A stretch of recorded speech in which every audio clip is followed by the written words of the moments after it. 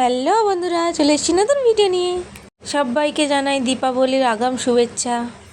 তো পুজোর তো যেহেতু আর বেশি দিন বাকি নেই, তাই আমরা বসে পড়েছি প্রদীপ বানানোর জন্য। তো আমার বোন তো আজ 3 দিন ধরে প্রদীপ বানাচ্ছে, আমি সবে আজকে বসলাম প্রদীপ বানানোর জন্য।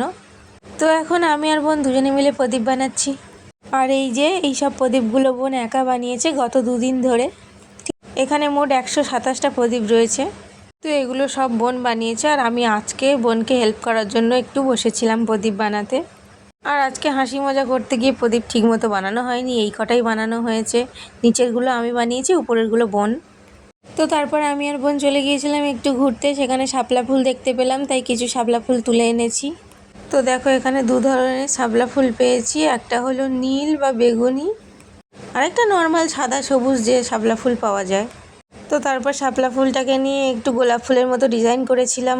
তো চলো টাটা।